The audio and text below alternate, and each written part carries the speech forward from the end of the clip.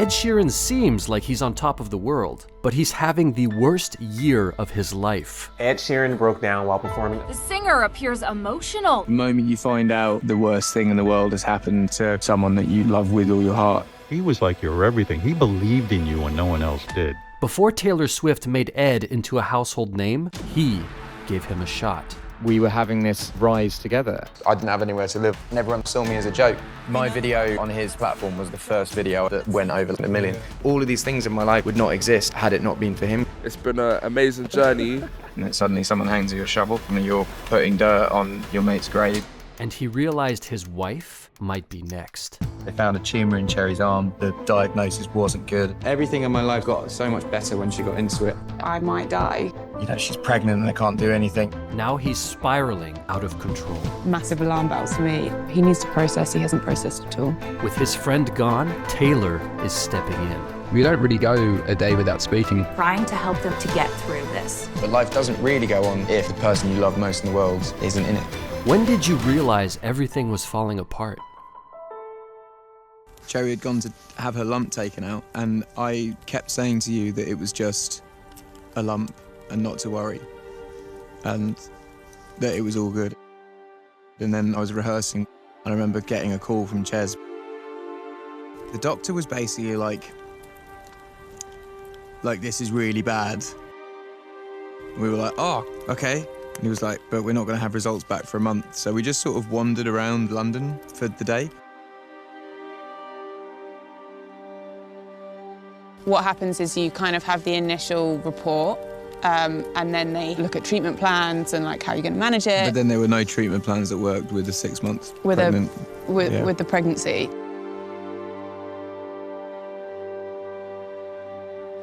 Yeah, it was like a difficult time. The moment you find out that the worst thing in the world has happened to someone that you truly love with all your heart, You feel like you're drowning and can't get out from under it.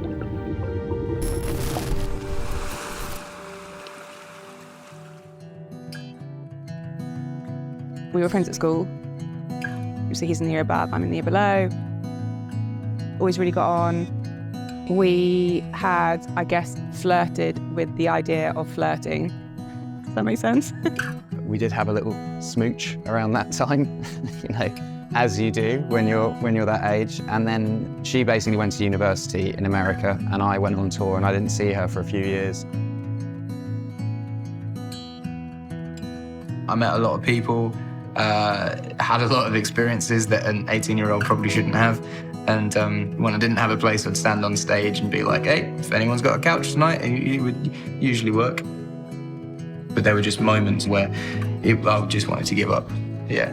The nights that you don't have a couch to sleep on, or you don't have money in your pocket, or food in your stomach, or like a charged phone, or anything, yeah, those become the nights where you reassess your situation. But one day at a music festival, Ed met someone that saw his true potential. With the music industry, you have to wait for one person to be like, that's great. And for me, it was Jamal. We sort of met late teens, and I was a struggling singer-songwriter, and he had this online YouTube platform called SBTV. I had SBTV when I was roughly 15 years old. I got a camera for Christmas. Then I went out onto my estate, started filming the local talent, and then uploading it to YouTube. Jamal was the first person I connected with in London who was my own age, so we just bonded instantly as if we'd been to school together for the last 10 years. He grew up loving grime music, I grew up loving grime music, and although I'm from Suffolk and he's from London, we just feel like the same person. I was living with him. He'd become my best friend, and we were having this sort of rise together. Like, I basically lived in his bedroom. His mum thought we were having a relationship. In their bedroom, Jamal and Ed spent countless nights producing and making videos. My success and his success was tied together. Like, we came up together. So I'd be playing like Shepherd's Bush Empire. He would launch a record label with Sony. We're constantly just like egging each other on. But despite their growing success, Ed wasn't satisfied. I was kind of getting in a rut where I'd just be doing the same things every single day. I'd kind of wake up, I'd go to the studio, I'd finish the studio, I'd go and do a gig, stay up for a bit, go to bed and repeat it. And when I first moved to London, I was doing that, but 2 years on, still doing that, I was kind of a bit like, is this the right thing? So that's when I went to LA. Ed left Jamal back in London and found someone new who understood his struggle. The first thing that struck me was his voice. I've never been more jealous of anything in my life. We wrote several times, and the first time that we wrote, we sat in a hotel room in, I think, like Arizona. Wrote and wrote and wrote and wrote, laughed and had the best time and became really close friends. I'd been over to the States a lot. I'd had a bit of success there, but just having that stamp of approval took me from a theatre artist to an arena artist and household name. We don't really go a day without speaking, which is cool. Like it's helping me through this whole mental process to have someone that's already been through it. The rumour mill went into overdrive. Are they together? Are they dating? Are they just friends? What's going on? But while the tabloids spread rumors about Ed and Taylor, she helped him reconnect with an old friend. I always wanted to go to uni in the States. I was playing field hockey out there, which was amazing. And then I got an offer to work in tech and finance in New York. Ed told People magazine, I went to Taylor's 4th of July party. I was texting Cherry and she was like, I'm in Rhode Island. And I was like, so am I. I said to Taylor, can I invite one of my old schoolmates? The rest is history. And then me and Ches started dating, and it was so like natural and it just felt right. The reason we really connected like at that point in our lives was both of us a kind of mutual feeling of being isolated from like our friends and our family, and I think that's what brought us together. Mine and Cherry's relationship, it's the most amazing thing in my life that no one really knows about. But Ed struggled to be present for his new relationship. There would be times when it was like a good couple of months that we didn't see each other. Every single week, I got a postcard coming through the door. They all say exactly the same thing, so there's really not much man of a few words, weirdly. They literally say, wish you were here. Except for, he'll kill me for saying this, the one that says, wish you were her. So, you know, that got the old mind racing. And like, I'll call Ed and he'll be on his iPad in the car, and there'll be 4 other people in the car. So he'll be like, oh, how are you going? And like, how's everything, you know, what's going on? And I'm like, well, everything's falling apart, but I can't tell you that because everyone's listening in. Like so you have that level of like detachment. I totally knew what I was getting into, but there's definitely aspects of it which is a lot harder than I thought it was going to be. And just as Ed and Cherry were starting a new family, they got some devastating news. They found a tumour in Cherry's arm. The diagnosis wasn't good, and you know, she's pregnant and they can't do anything. Long story short, super got diagnosed with cancer, which was like a massive shitter. You've said that twice now, where it's like, oh, it's all good, but like... It was horrible, but... I know, but like, but you're saying it for the cameras, like, yeah, it's all like... You said, like, got diagnosed with cancer, no biggie, like hell, man. You make me cry. But, like, you're definitely just playing it down, but it was horrible. Yeah, it was funny. Those days were horrible days. But the worst was yet to come. Music entrepreneur and YouTube star Jamal Edwards has died at the age of 31. He was a leading figure in Britain's rap and grime scene. The cause of Jamal's devastating passing was due to cardiac arrhythmia caused by having taken recreational drugs. I just remember waking up in the morning and getting a call and just being like, he's dead. And it's, you know, I'd been speaking to him like 4 hours before that. And I just didn't believe it for ages. Do you feel like, oh, why wasn't he more responsible? Why didn't he take care of himself? He's such a great guy. He's a great human being. I think there's many more layers to that, man. I think there's, you know, there's many. I don't want to go into it, but there's more layers to it than just what the media have reported, basically. And when it was time to celebrate Jamal's life, Ed struggled to be present. The funeral was like 30 people, but he knows like 10,000 people. So this is the first event that like everyone can come to and come together and remember him.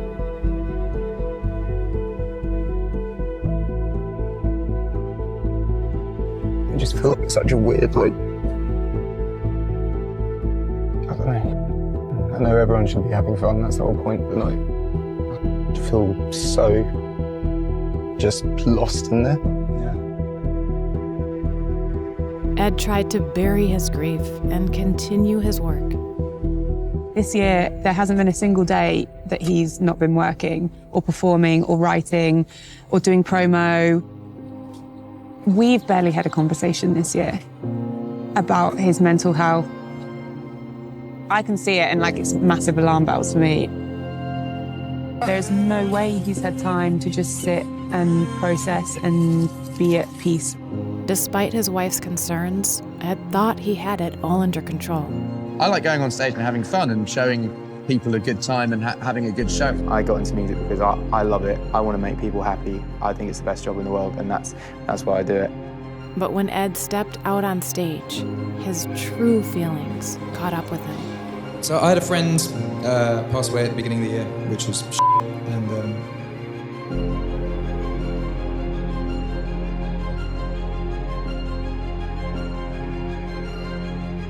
worst time to cry? No, because you can't sing when you cry. I've never seen him cry on stage. He doesn't really cry in general. Like that, it's really unusual to see him cry. But I just don't think he's had the time to, he hasn't had the time to like sit with his thoughts. I felt like when Jamal died, I wanted like the entire world to stop. And it just felt like the next day, life just resumed. Does that make? I felt embarrassed because it was a room full of people I didn't really know, and they had come for a good night, and my job is to be an entertainer, and I didn't feel like an entertainer that night. I felt like just a man on stage talking. I don't get emotional on stage, but the Jamal thing is still really raw because it only happened a few months ago, and also I don't think there's been time. But now I've got to pretend to everyone that everything's all good and we're all going to enjoy a glass of wine. Let's just have an open door and have fun. It's just mad, it's just like straight back to it. Fly home, go and do something really intense, and then straight back to the show must go on. The Union Chapel gig was definitely like no other. I've seen Ed perform for years and years and years and years, and it was like no other gig I've ever seen. He looked vulnerable, didn't he? Lost without his best friend, Ed spent countless nights visiting Jamal. The mural that people go to when he passed away was actually made when he was still alive. That's how much people appreciated him. Like it was all, people were celebrating him when he was here. I think he liked it.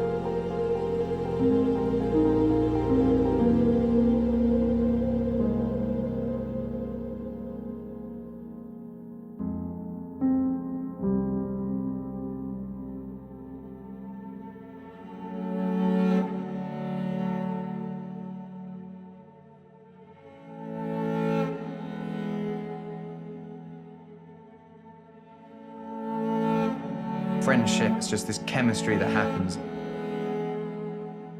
And it's burning, you want to hang out with each other every single day and do all these things together, and it's just about sharing everything. When it ends, it's just devastating. You know, I was trying to knock down the door for so long, and it wasn't until meeting him that a door actually opened. My video on his platform was like the first video I ever had that like went over like 20,000 views, and then it was like 100,000, 500,000, a million. My manager's first video he saw of me was an SBTV video, you know, like all of these things in my life, all of these pieces would not exist. And I feel like I really wouldn't have had the eyes and ears on me had it not been for him. For like the next 5 to 10 years as well, I really need to sort of amp it up a bit. So I'm at my halfway point. I don't even think I've done what I've wanted to do yet. It's horrible.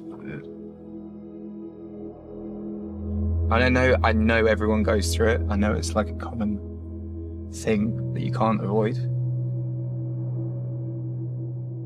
Exactly, yeah. After months of struggling, Ed's wife confronted him. We just had a really, really low 3 months. At the start of February, we had the diagnosis of the tumour.